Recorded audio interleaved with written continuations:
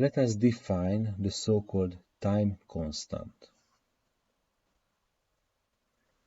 Later we are going to see that why, but the exponential function is very important in this subject.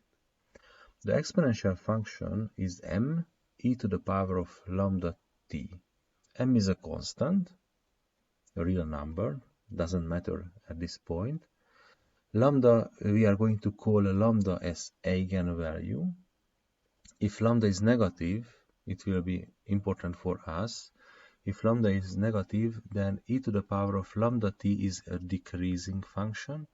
If lambda is positive, then e to the power of lambda t is an increasing function. This function is increasing to infinity as the time goes to infinity. And we can define the time constant. The time constant denoted by tau, the Greek letter, which is minus 1 over lambda. So the exponential function can be rewritten as m e to the power of minus t over tau. So this is the definition of time constant. There is a direct correspondence between the eigenvalue and the time constant. Later we are going to work with it too much, so that's why I would like to define it now.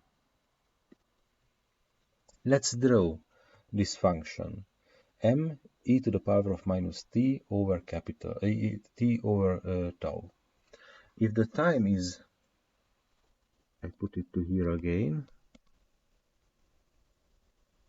if the time is 0, then e to the power of 0 is equal to 1, and this point is equal to m.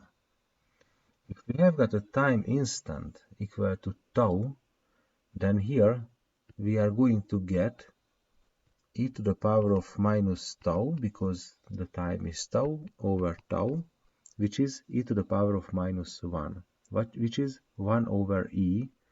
So this point here is m over e.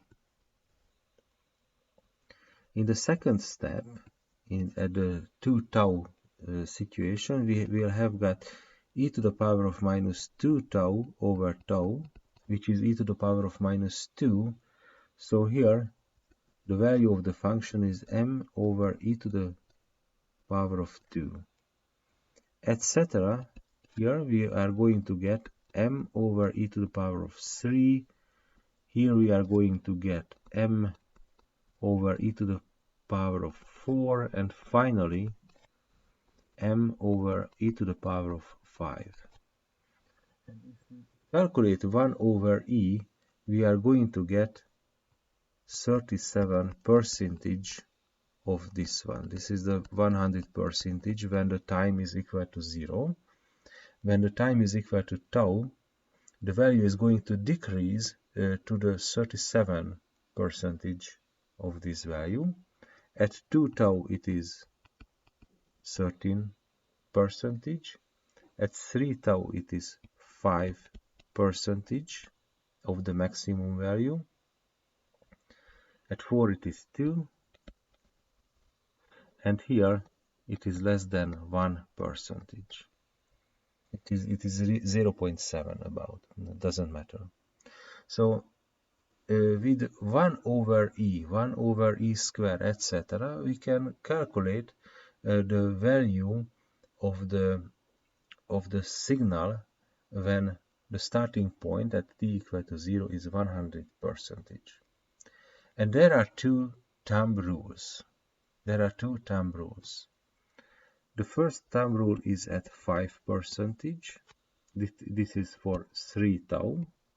And the second one is the less than 1%. This is 5 tau.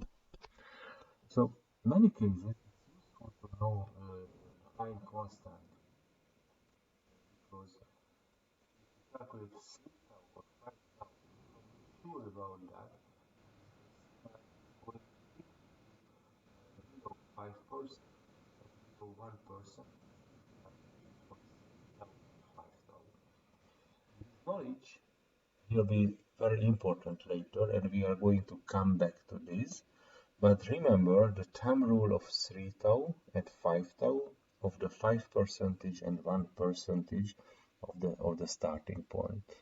And this is why time constant is used instead of the eigenvalue, but both the eigenvalue and the time constant are important in the case of exponential functions. And later, and this is the last sentence, later we are going to come back to the exponential function because I am going to present you why it is so important for us.